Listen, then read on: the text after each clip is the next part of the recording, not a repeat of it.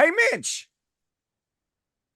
Oh, hi, Ed. How are you? I'm super excited. We're talking about 1981's Dragonslayer. That, that movie that's based on that true story about the dragon, the Vermithrax. I've even got old Thraxy here, my little baby dragon, just to prove Ed, it. That's Ed, right, little one. You we've wiggle that tail. been through this a million times. There's, What? it was a movie. It was a movie, Ed. It Yeah, but wasn't it's a movie. real.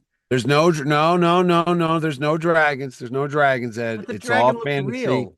He's real. This guy's real. Prove it. Okay. Yep, that's it. Do you want to breathe some fire? Here we go. Ready?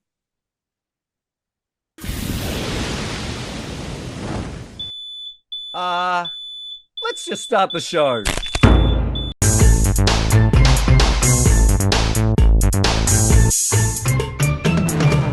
Hi, this is Ed Dollister, Hi, this is Mitch Halleck. and welcome to another exciting episode of Mitch and Ed's Excellent Adventure. If it's your first time here, thanks so much for stopping by. If you are a regular viewer, thanks for coming back. We appreciate it. Before we start this week's journey into medieval times, Mitch, how can you find out a little bit more about what we do? Oh, Ed is simply is pretending to be a member of the opposite sex and going skinny dipping and being revealed by your new friend.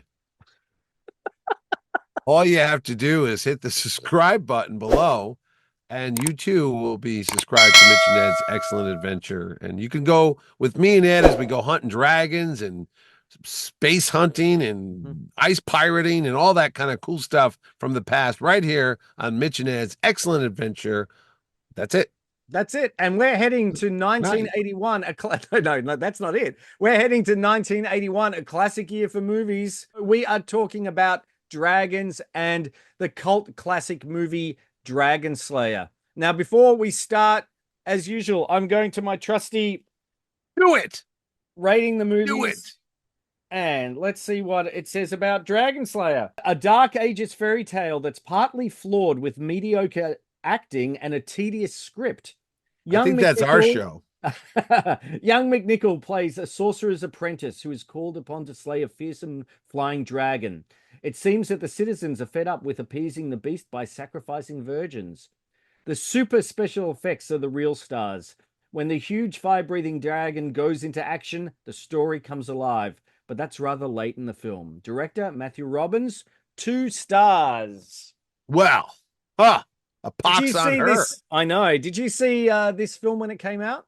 I did actually, Ed, because 1981 it wasn't as good as 1984 would be or 82, but we were coming in hot from Raiders of the Lost Ark and Superman 2, which opened here in 1981, 1980. and a bunch of other movies. But it was, you know what? I'm was it Excalibur that came out that year? Or was it That that did 19? actually, the John Boorman film, that came out the Yeah, and there same was year a as lot of well. sword and sorcery movies. Not as good as my favorite, The Sword and the Sorcerer, but You this can one, find out about that here too. yeah, I know we did that one. This one, correct me if I'm wrong, is a Disney picture, if I remember So correctly, it right? was a co-production between Disney and Paramount. So this is their second co-production. The first one was Popeye, I believe.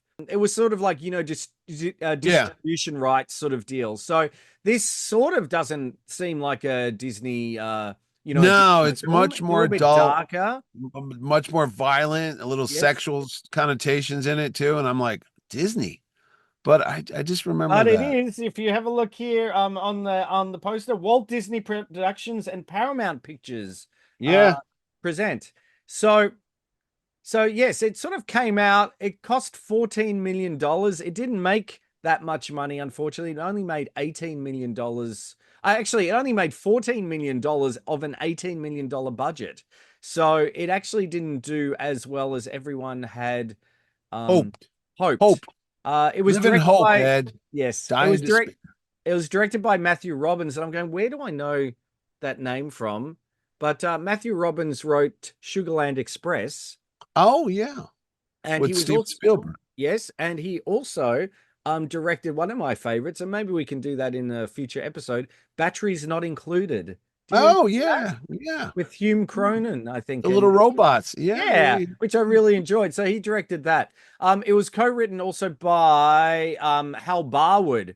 Now, Hal Barwood, who you might know, he did some visual effects work on THX 1138. There's a bit of Oh, Star okay. Wars reference, but Hal Barwood is famous for working at LucasArts, and he did Indiana Jones and the Last Fate of Crusade video Atlantis. game and Yeah. Indiana Jones and the Fate of Atlantis. I didn't. When you said that, it all comes together. I do remember that Yes. name there years ago. Yeah, yeah, yeah, So yeah, the yeah. film's sort of a bit like a sword and sword, it's that sword and Yeah. sorcery genre. I suppose really Conan the Barbarian was the Conan, that was that another took it to the 81. next Yeah, it level. was That was all every 82.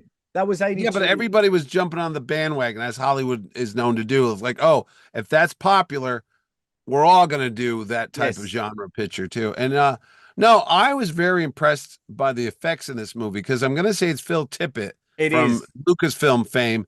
And I remember the Rancor, which is going to come out in 2 years when Hmm. they do the Rancor pit. But the technology that he used for the Rancor, it was something I think they called it Go Motion, is what Yes. he came up with. It was like basically a rod puppet, kind of like the Muppets. I mean, it moved around, but what he did is he filmed it and something to do with the speed of the camera, Yeah, though, so because it's as it would small. move, it would open the Yeah, shutter so you get the motion blur. Uh, yeah, yeah, and in fact, yeah. they have got a picture. There's a picture, I'll put it up now, of the Rancor battling the Vermithrax Oh, dragon that they did, which looks really cool. Yeah, the effects are basically, everyone's saying the effects are amazing. Guillermo del Toro Toro. Yeah, thought that this dragon is the best looking dragon. yeah, George R. R. Martin thought this was one of the best dragons, along with Maleficent. Just the design. yeah, yeah, It's an yeah, yeah. iconic design, and the visual effects are really good for the time. They're all Oh, yeah. that When it classic. yeah, when it would puff its chest up to do the fire part of it, Yes, it was like, holy crap, that's really cool. And I'm gonna say the only other dragon, and I don't watch what was the Game of HBO? Thrones, Yeah, I don't watch Game of Thrones. The only other dragon I can remember that was cool was the one with Sean Connery doing the voice. And it Dragonheart. was Dragonheart. I thought that was very cool. But this, for its time and for many years afterwards, was like the golden seal for dragon. Even the one they did in the Hobbit movie when they find Yes. all the gold in there. I mean, it was cool, but this was like what, 30 years earlier or 20 Yes, years and earlier. actually around the same time, I wonder if it was a bit earlier. Do you remember Q the Winged Q, I was just Buffet? singing to that with Matthew Moriarty, Michael Moriarty, Quetzalcoatl, and it was like in New Yes. York, and it lived up in the Empire State Building. I don't think it was the same type of effects, but it was like a No. stop motion thing. Yeah, Yeah, so there was that whole thing happening. The human cast, there was Peter MacNicol, who people most Ally McBeal remember, Ally McBeal, and of course wasn't he Janusz in and Ghostbusters 2? Ghostbusters. Yeah, he was in Ghostbusters too. He had Yes, really weird teeth. And yes. he was also in a couple of Agents of Shield. He played an Asgardian, but he's been around forever. I mean, he always Mm, shows up, but a lot different looking when he was younger in this movie. Very athletic, very like young yes, hero, and then he turned into like typical old guy, with the hair and stuff yes. like that. So he was like essentially the Sorcerer's Apprentice to Mm-hmm. Sir Ralph Richardson, who's sort of Yep. like the Obi-Wan Kenobi of this, and he adds a little gravitas to his Yep. role as Yep. the aging Now, where do I student know sorcerer. Ralph Richardson from, other than being a knight of the theater? Um, in the same year, 1981, he was the butler wasn't he the butler in Arthur? No, No, that's that's John John Gielgud. Gielgud, That's isn't it? Sean Gielgud. Yeah, yeah. What was Ralph? Ralph Richardson. I mean, He's so he's famous, but what was he's like he's so famous. He's beyond our recollection. I was gonna say he's almost like an Ian McKellen when his delivery and something, but I don't want to, knock on Ian McKellen. But Ralph Richardson, I don't know any big movies he's in. Obviously, he's famous, but a war movie, maybe like You know what? I'm going to put up. Oaks. I'll put up right now We'll underneath put up here his some of his his his his some of his resume. famous. Sorry, I'm sure he's dead by now, so he won't be Oh, in he so he is. long He since is. gone. You know who? Speaking of, I'm Yeah, going to say another person before we get on to the female lead. Ron Lacey's in this movie from really? Raiders of the Lost Ark. He plays, and get me if I'm wrong, in the opening sequence when they come out and they bring like a sacrifice and there's a priest. Yes. and he gets incinerated by the dragon or something. I believe that is Ron Lacey from Raiders of the Lost Ark. Well, there's Ian McDermott is in it as brother Jacobus. Oh, maybe that's who I'm thinking of. But I thought Ron Lacey was. You know what? I have two books, by the way. This is the official Marvel comic Yes, adaptation, the super yes. special. I have the individual floppy copies, over That's this floppy one here. copies, Yes. and then at the movie theater, and we've talked about this before, back in the 80s and late 70s, they would sell programs, Yes. and you'd buy the program, and it would have the making of the movie and the cast list and some production stills and such. So I'm gonna go in there and look. I know this is riveting, Well, but while you're looking up that, I've got actually you can see the this is the day bill, the Australian day yeah. bill, Hmm. and I've got the book right here, which is the novel by Wayland Drew, a sweeping mystical fantasy. And the other thing I've got here, Mitch, is Yes. the press sheet. So this came with the poster, which Oh. basically goes through the whole story and what the different the poster that you can get and the different artwork for the cinemas that they Oh, get. all right. So All I have right. that which comes with I couldn't. Yeah, you have a nice poster. That's not the yeah. one I have. The one that was in the US was not this, but it was I it was sort of like that. Yes, yeah, this image was used but a lot. painted. This still. Yeah. Yeah. That was a great set too, by the way, when he goes into the dragon's lair and there's like fire pits and all that stuff too. I thought that Yes. was done. And the actress before we get off is Caitlin Clark, no? Yes, it was playing Yeah, Valerian. Caitlin Clark. Yes. Yes. She was had a I had a crush on her in 81. She was no Karen Allen or Sarah Douglas, but she was there. When you're, 81, wait till we get to the Beastmaster with Tanya Roberts. Oh yes, we'll get there. We'll get there. She was something Interesting else. note, Anyway, the score was by Alex North, and he actually used the opening portions of Dragonslayer and everything like that are actually adapted versions of his rejected score for Stanley Kubrick's 2001. no way. Yep. Really? Yep. That's crazy. He just Yep. had that lying around and like, I'll just dust this off. I got Well, paid I for it. suppose it's a bit like, James Horner reusing things Oh, from Star Trek 2 and Krull. Krull yeah, I've lovely noticed film. that. I've noticed that. I'll see some of And his Battle Beyond scores. the I go, Stars, all those sort of yeah, James that Hornerish. sounds just like this. Yeah. Yeah. So that's interesting to have a listen to. The other Indiana Jones connection is that the production designer was Elliot Scott, who did was a Oh, yeah. production designer on In Temple Temple of of Doom. Doom. Yeah. He was also the production designer on Labyrinth, and he won an Academy Award for Who Framed Roger Rabbit. Oh, there you go. Yep. No, and was Oh, and the other Star Wars connection, loose Star Wars connection, Angus is that McGinnis. no, is that Matthew Robbins, the director, also directed and wrote Corvette Summer with Mark Hamill. Wow, there you go. I'm waiting for the sequel for that. Corvette Corvette Winter. Winter? Yeah. Yes. Mark Hamill, it writes itself. It Annie does. Potts, they get married, they had grandkids, someone Yep. steals the car. What are we waiting here for? Mark Hamill, call me. Yeah. I'm friends with Keanu Reeves.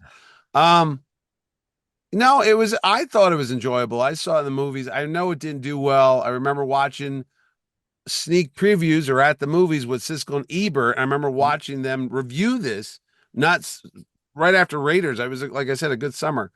And I think Never Say Never Again came out that summer That was too. 83. That was 83. Was it? Okay. Yep. It's all a blur anymore.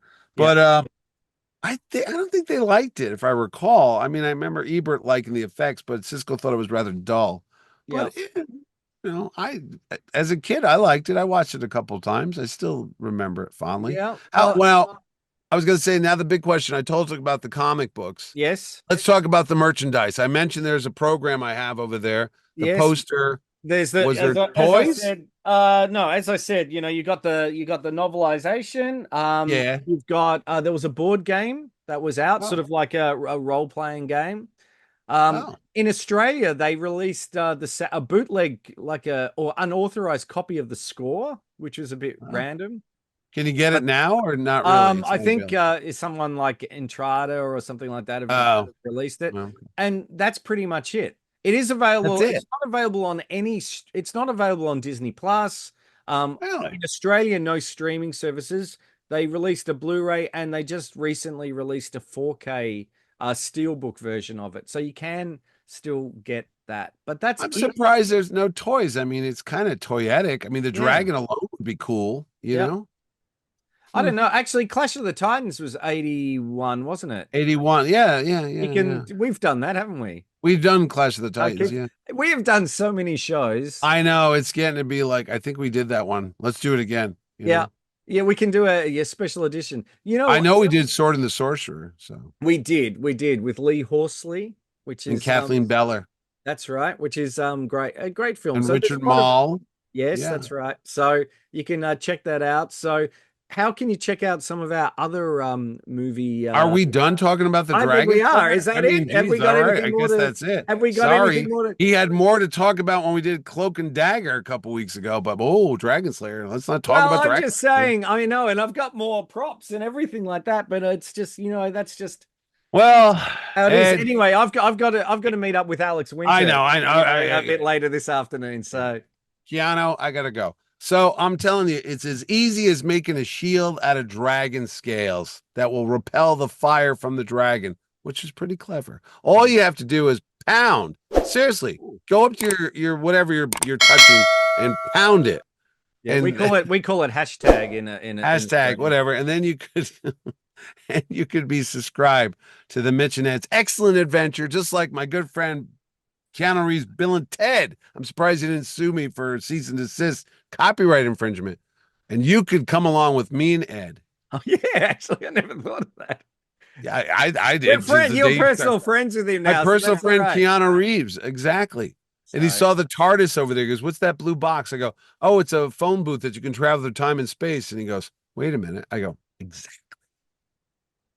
Anyway, that's it. And just like us and do whatever else nice. people Yeah, tell your share. friends to watch us. Give us a Yeah. review. Leave comments below. Say ahead how you're worried about Ed's color lately, his pallor. Am I He might need some chicken soup. It's a lighting. I'm very pale. Anyway, You're very Hey, pale. I got like a red glow. you do. And my hair's looking weirder. You've just stepped out of a hot bath, haven't you? That's what it looks like. No. It's just all the glow from Keanu. I'm fifth dimension now, up here. Hey, you know what I think we're going to do next show? No. Firefox. What Mitchell Gant, Clint Eastwood? Yeah. As Mitchell Gant, the man John who can fly that Dykstra plane? did the visual effects. With my favorite actor of all time, the guy Toby Jones' dad. I hate him. Yeah, literally. He's pretty bad. He is pretty bad in this. He's Freddie Jones. Freddie Jones. We'll talk about Freddie Jones and Firefox maybe next episode. That'll be fun. Gant, can you fly that plane? I mean, really fly it? No, but I can. That's the accent. Yeah, I can. I'm the best there is. What a piece of that movie. Oh no, it's good. We're going to talk about it next. This is signing off. This is Ed Dollister. And this is Mitchell Gant, the man who can fly the Firefox. And we'll see you next time. Thanks for watching.